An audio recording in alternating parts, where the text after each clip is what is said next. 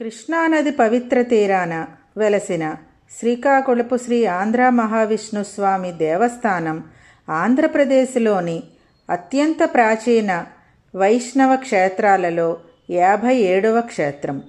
ఈ క్షేత్ర మహిమ బ్రహ్మాండ పురాణములోని ఉత్తరఖండంలో ప్రస్తావించబడింది. పూర్వకాలంలో కృష్ణానదీదేవి ఈ పవిత్ర స్థలంలో ఘోర తపస్సు చేసి శ్రీ మహావిష్ణువును తన తీరాన శాశ్వతంగా కొలువై ఉండాలని ప్రార్థించింది. అప్పుడు శ్రీ మహావిష్ణువు ఈ యుగాంతంలో బ్రహ్మదేవుడు కూడా ఇదే కోరికతో ఇక్కడ తపస్సు చేస్తాడు, అప్పుడు మీ ఇద్దరి కోరికలను నెరవేర్చుతాను అని వరమిచ్చాడు. కలియుగములో బ్రహ్మదేవుడు ఈ క్షేత్రానికి వచ్చి ఘోర తపస్సు చేయగా ఆయన భక్తికి ప్రసన్నుడైన శ్రీ మహావిష్ణువు ఈ ప్రదేశంలో తన విగ్రహాన్ని ప్రతిష్ఠించి నిత్య పూజలు నిర్వహించమని ఆదేశించాడు.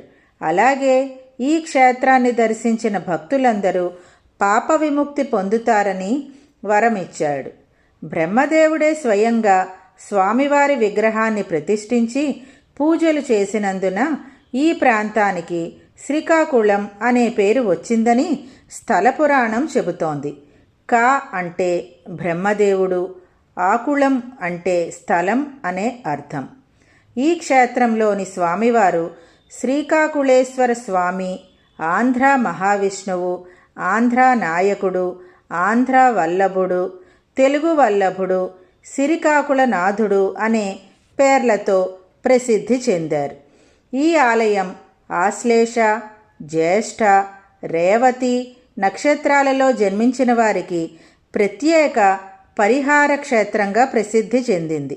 అలాగే బుధగ్రహ దోషాలు ఉన్నవారికి, మిథున మరియు కన్యారాశుల వారికి కూడా ఈ క్షేత్రం ఎంతో విశిష్టమైనదిగా భావిస్తారు.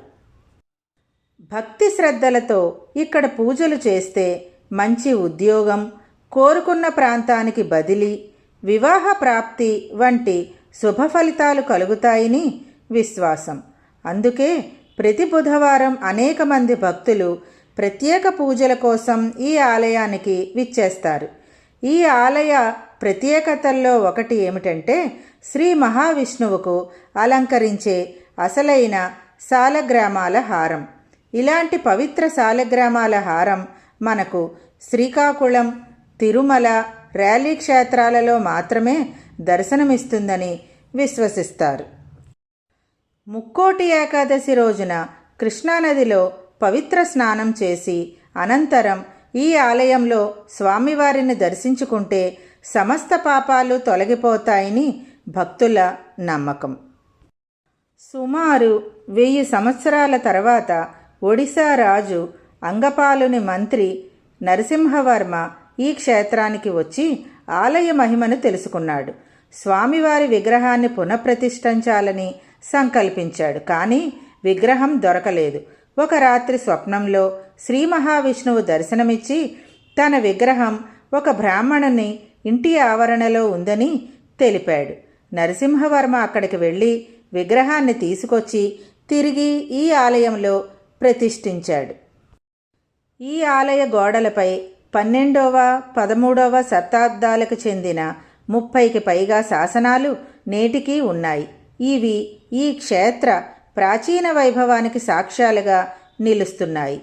విజయనగర చక్రవర్తి శ్రీకృష్ణదేవరాయలు క్రీస్తు శకము 1519లో ఈ ఆలయాన్ని దర్శించి ఆలయ నిర్వహణ కోసం 5 గ్రామాలను దానంగా ఇచ్చారు. విజయనగర కాలం తెలుగు సాహిత్య స్వర్ణయుగంగా ప్రసిద్ధి చెందింది. కళింగయాత్ర సందర్భంగా శ్రీకృష్ణదేవరాయలు ఈ క్షేత్రంలో కొద్ది రోజులు బస చేసి ఏకాదశి వ్రతాన్ని ఆచరించారు. ఆ రాత్రి స్వప్నంలో శ్రీ మహావిష్ణువు దర్శనమిచ్చి తెలుగులో ఒక మహాకావ్యాన్ని రచించి దానిని శ్రీ వెంకటేశ్వర స్వామి వారికి అంకితం చేయుము. నాకు శ్రీ వెంకటేశ్వర స్వామి వారికి ఎలాంటి భేదం లేదు అని ఆదేశించాడని చెబుతారు. ఆ దివ్య ఆజ్ఞతోనే శ్రీకృష్ణదేవరాయలు అముక్తమాల్యద, దానికే మరి ఒక పేరు విష్ణు చిత్తీయం అనే ఈ మహాకావ్యాన్ని రచించారు. ఆయన ఈ కావ్యాన్ని రచించిన ప్రదేశమే నేటికి అముక్తమాల్యద మండపంగా ఈ ఆలయంలో దర్శనమిస్తుంది. తరువాత చల్లపల్లి రాజా కోదండరామన్న గారు ఆలయ అభివృద్ధికి విశేష కృషి చేశారు. నేటికి వారి వారసులే ఈ దేవాలయ ధర్మకర్తలుగా సేవలందిస్తున్నారు. ప్రతి ముక్కోటి ఏకాదశి రోజున స్వామివారి తొలి దర్శన భాగ్యం చల్లపల్లి రాజవంశీయులకే కల్పించడం ఈ ఆలయంలో కొనసాగుతున్న విశిష్ట సంప్రదాయం. పురాణ ప్రాశస్త్యం, చారిత్రక వైభవం, ఆధ్యాత్మిక మహిమ, అరుదైన సాంప్రదాయాలతో వెలుగొందుతున్న శ్రీకాకుళం శ్రీ ఆంధ్ర మహావిష్ణుస్వామి దేవస్థానం ప్రతి భక్తుడు జీవితంలో ఒక్కసారైనా దర్శించవలసిన మహాపుణ్యక్షేత్రం.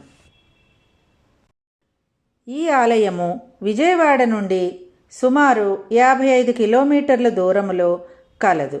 అనగా సుమారు 1.5 గంటలో ఈ ఆలయమునకు రోడ్డు ద్వారా చేరుకోవచ్చు.